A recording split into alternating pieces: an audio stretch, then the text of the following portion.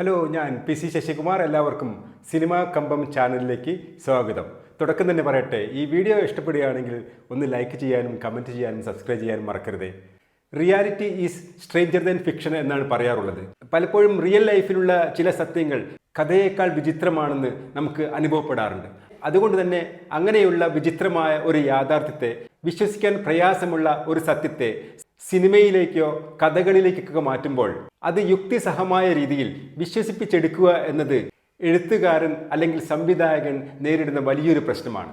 അങ്ങനെ ഒരു പ്രശ്നം ഒരു സീരിയൽ കില്ലറിന്റെ കഥ സിനിമയാക്കുമ്പോൾ തങ്ങൾക്ക് നേരിടേണ്ടി വരുമെന്ന് മുൻകൂട്ടി അറിഞ്ഞതുകൊണ്ടായിരിക്കാം യാഥാർത്ഥ്യത്തിൽ നിന്നും കുറെ വ്യത്യാസങ്ങൾ സംവിധായകനും തിരക്കഥാകൃത്തും സിനിമയിൽ വരുത്തിയിട്ടുണ്ട്. അത് ഒരു പരിധിവരെ സ്ലോ പേസിൽ പോകുന്ന സിനിമയെ സംബന്ധിച്ചിടത്തോളം അതിനെ ചടുലമാക്കുന്നതിന് കാരണമായിട്ടുമുണ്ട്. യഥാർത്ഥ ജീവിതത്തിൽ സീരിയൽ കില്ലറായി മാറുന്നത് ഒരു സാധാരണ സ്കൂൾ അധ്യാപകനാണ്. അങ്ങനെയുള്ള ഒരു സാധാരണ സ്കൂൾ അധ്യാപകനാണ് 30ഓളം സ്ത്രീകളെ കൊലപ്പെടുത്തിയെന്ന് സാധാരണഗതിയിൽ വിശ്വസിക്കാൻ പ്രയാസമാണ്. തികച്ചും അവിശ്വസനീയമായ ഒരു കാര്യമാണ്. ഒരു സാധാരണ സ്കൂൾ മാസ്റ്റർ ഇത്രയും ക്രിമിനൽ മൈൻഡുള്ള ഒരു സൈക്കോ കില്ലറായി മാറുമോ എന്ന ഒരു പൊതുബോധ്യം ഉള്ളതുകൊണ്ടായിരിക്കാം സൈക്കോ കില്ലറെ ഒരു സാധാരണ സ്കൂൾ മാസ്റ്ററിൽ നിന്നും ഒരു ക്രിമിനൽ മൈൻഡുള്ള ഒരു പോലീസ് ഉദ്യോഗസ്ഥനാക്കി ഇവിടെ മാറ്റിയത്. സിനിമ അഭിമുഖീകരിക്കുന്ന മറ്റൊരു പ്രശ്നം ഈ സൈക്കോ കില്ലറിന്റെ കൊലപാതകങ്ങൾ മഹാഭൂരിഭാഗവും ഒരേ രീതിയിൽ തന്നെ ഉള്ളതാണ് എന്നുള്ളതാണ്. സയനൈഡ് കൊടുത്തുകൊണ്ടാണ് തൻ്റെ ഇരകളായി വന്ന 30ഓളം സ്ത്രീകളെ അയാൾ കൊലപ്പെടുത്തിയിരിക്കുന്നത്. ഇത് യഥാർത്ഥ ജീവിതത്തിൽ വളരെ ഭയാനകമായ, വളരെ ത്രില്ലിംഗ് ആയ ഒരു ക്രൂരകൃത്യമാണെങ്കിലും ഒരു സിനിമയിലേക്ക് ഇത് ആവർത്തിക്കപ്പെടുമ്പോൾ ആ ആവർത്തന വിരസത പ്രേക്ഷകന് വല്ലാതെ ഫീൽ ചെയ്യുന്നതാണ്. സൈക്കോ കില്ലറിന്റെ ചെയ്തികളിലുള്ള ആവർത്തനങ്ങൾ അങ്ങനെ ഒരു ആവർത്തന വിരസത കാണുന്ന പ്രേക്ഷകനിലും ഉണ്ടാക്കുന്നുണ്ട് എന്നുള്ളതാണ് ഇതിന്റെ മറ്റൊരു പോരായ്മ. സ്വതവേ സ്ലോ ഫേസിൽ പോകുന്ന ഈ സിനിമയുടെ സ്വഭാവത്തെ, ഇങ്ങനെയുള്ള ആവർത്തന വിരസതകൾ ഈ സിനിമയെ ഇഴച്ചിൽ സ്വഭാവത്തിലേക്ക് പലപ്പോഴും മാറ്റുന്നുമുണ്ട്. മാത്രമല്ല, ഒരു ക്രൈം ത്രില്ലറിൽ ഉണ്ടാവുന്ന ഹൈ മൊമെന്റ്സ് എല്ലാം പ്രതീക്ഷിച്ചെത്തുന്ന പ്രേക്ഷകനെ സംബന്ധിച്ചിടത്തോളം അതിന്റെ കുറവ് പലപ്പോഴും അവനെ നിരാശപ്പെടുത്തുന്നതുമാണ്. എന്നാൽ ഇങ്ങനെയൊക്കെ ആണെങ്കിലും ഈ സിനിമ ഒരു മികച്ച സിനിമാറ്റിക് അനുഭവം പ്രേക്ഷകരിലേക്ക് എത്തിക്കുന്നുണ്ട്. അതിനൊരു പ്രധാന കാരണം മമ്മൂട്ടി എന്ന താരം തന്നെയാണ്. മമ്മൂട്ടി നെഗറ്റീവ് റോളിൽ അഭിനയിക്കുന്ന സിനിമ എന്നത് വളരെ അപൂർവമായി മാത്രമേ വന്നിട്ടുള്ളൂ. വിധേയനിലെ ഭാസ്കര പട്ടേലരും പാലേരി മാണിക്യത്തിലെ അഹമ്മദ് ഹാജിയെ പോലെയുള്ള ഏതാനും അപൂർവ കഥാപാത്രങ്ങൾ മാത്രമാണ് മമ്മൂട്ടി നെഗറ്റീവ് റോളിൽ വരുന്ന കഥാപാത്രങ്ങൾ.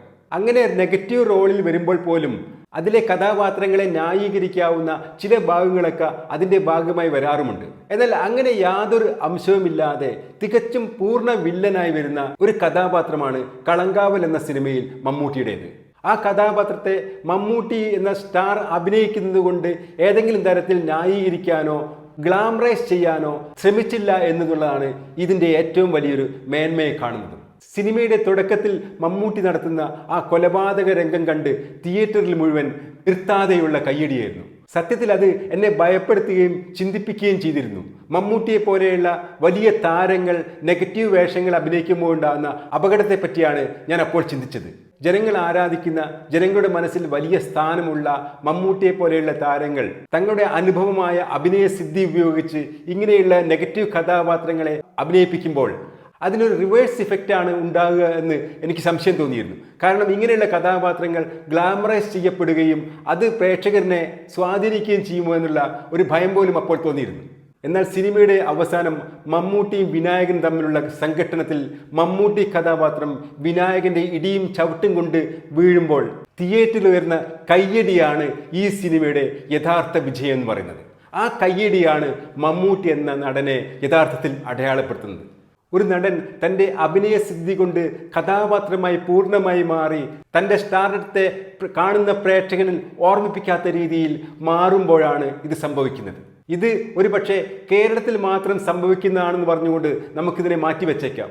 ഇങ്ങനെ ഒരു സൂപ്പർ സ്റ്റാർ ഇടികൊള്ളുമ്പോൾ ആ സിനിമയുടെ ആദ്യ ഷോ തന്നെ കാണാൻ വന്ന അദ്ദേഹത്തിൻ്റെ ആരാധകരായ പ്രേക്ഷക കൂട്ടം എഴുന്നേറ്റ് കൈയടിക്കുന്നുവെങ്കിൽ, ആ ഒരു നിമിഷം പ്രേക്ഷകർ മുഴുവൻ ആ സ്റ്റാർഡത്തെ മറക്കുന്നുവെങ്കിൽ അതിൻ്റെ ഫുൾ ക്രെഡിറ്റ് കൊടുക്കേണ്ടത് അത് അഭിനയിച്ച ആ നടനും സംവിധായകനും തിരക്കഥാകൃത്തിനും അതിൻ്റെ മറ്റ് അണിയറ പ്രവർത്തകർക്കും എല്ലാമാണ്.